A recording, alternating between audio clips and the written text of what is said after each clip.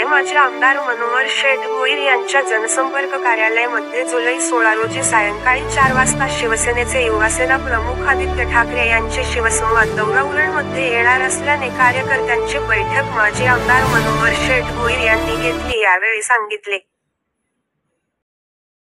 युवासेना प्रमुख आदित्य ठाकरे यांनी मला एक 8 दिवसापूर्वी विधान भवनामध्ये भेट झाल्यानंतर त्यांनी लोकसभेला उरण असेल कर्जत असेल या दोन्ही विधानसभेमध्ये महाविकास आघाडीच्या कार्यकर्त्यांनी मतदारांनी भरभरून मतदान केला आणि आपल्या संजोग वगैरे पाटील यांना त्या ठिकाणी कर्जतने 18,000चा लीड दिला, उरणनी 14,000चा लीड दिला. त्यामुळे मतदारांचा आभार मानण्यासाठी आणि कार्यकर्त्यांना त्यांचं अभिनंदन करण्यासाठी खऱ्या अर्थाने भेट आहे. आणि नजीकच्या काळामध्ये विधानसभा निवडणुका येणार आहेत, होणार आहेत. त्या निवडणुकांचा एक औचित्य साधून कार्यकर्त्यांना कामाला लागा अशा प्रकारचं त्यांचं मार्गदर्शन असणार आहे. आपल्याला माहिती आहे की सन्माननीय आदित्य ठाकरे विधानसभेचे सदस्य आहेत आणि विधानसभेमध्ये आपण त्यांचे अनेक प्रश्नांवर त्यांनी त्या ठिकाणी आवाज उठवलेला आहे. चांगलं वक्तृत्व आहे, अनेक संयमी नेतृत्व आहे. त्यामुळे खऱ्या अर्थानं युवतींच्या मनातलं ते ताईत आहे आणि उरणला येतात तो आम्हाला खूप मोठा आनंद वाटत आहे.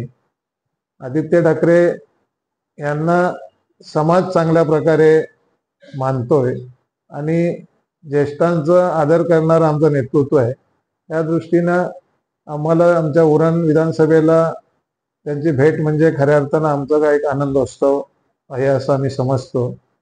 ह्या लोकसभेच्या निवडणुकीमध्ये उरण विधानसभेमध्ये शेतकरी कामगार पक्ष असेल, काँग्रेस असेल, राष्ट्रवादी शरदचंद्र पवार असेल, आप असेल, समाजवादी असेल, ज्या ज्या घटक पक्षांनी आम्हाला सहकार्य केलं त्यांचं आभार व्यक्त करणं ही खऱ्या अर्थानं आमची नैतिक जबाबदारी आहे. आम्ही ती जबाबदारी ह्या विधानसभेमध्ये आम्ही पाळलेली आहे आणि आमचं नेतृत्व येऊन ज्या ज्या लोकांनी सहकार्य केलं त्यांचं सुद्धा आभार मानण्याचं काम आमच्या नेतृत्वाचं आहे आणि हाच दृष्टिकोन ठेवून उरण विधानसभेमध्ये त्यांची भेट होणार आहे.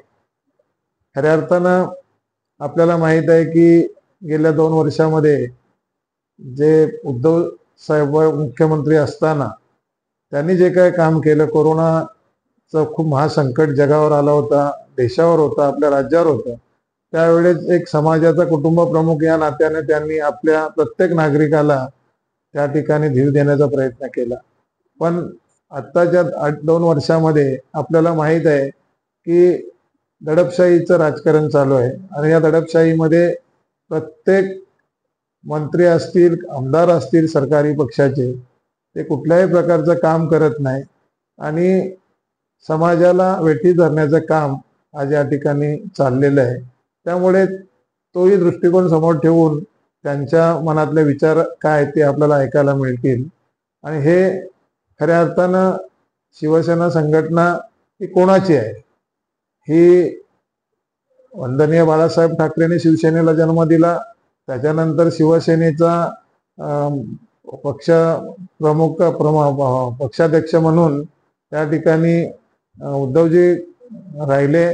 गेले 12 वर्ष आज झाली. 12 वर्षामध्ये उद्धवजींनी शिवसेना संघटना चालवली, पण दुर्दैवाने आज सत्ताधारी किंवा भारतीय जनता पार्टीच्या सहकार्यानं शिवसेना ही शिंदे गटाची आहे हे बोललं जातो. मीडियाच्या माध्यमातून शिवसेनेचं खरं नाव शिंदे गटाला दिलेलं आहे. हे दुर्दैव आहे आणि ही खऱ्या अर्थानं येत्या निवडणुकीमध्ये जनता खरी शिवसेना कोणाची आहे दाखवून देण्याचं काम करणार आहे. आणि म्हणून आमच्यासारखे शिवसेना प्रमुखांना मानणारे निष्ठावान सैनिक आजपर्यंत आम्ही कुठल्या आमिषाला बळी न पडता आम्ही शिवसेना संघटनेसोबत राहिलो आणि मरेपर्यंत आम्ही शिवसेना संघटना सोडणार नाही. जे काय आपल्या आयुष्यामध्ये असेल त्याच्यामध्ये आपल्याला जे काय मिळायचे ते मिळालेलं आहे. म्हणजे माझ्यासारख्या माणसाचा विचार केला तर मी एक सर्वसामान्य कुटुंबातला माणूस, शेतकऱ्याचा मी मुलगा आणि आज मी आमदारापर्यंत पोहोचलो हे फक्त शिवसेना पक्षातच घडू शकतो, अन्यथा सगळीकडे राजकीय घराणेशाही समोर बघायला मिळते. आणि म्हणून आदित्यसाहेब ठाकरे यांच्या नेतृत्वाचं आज या ठिकाणी सगळी अख्खा महाराष्ट्र त्यांचा आदर करतोय, त्यांचा सन्मान करतोय.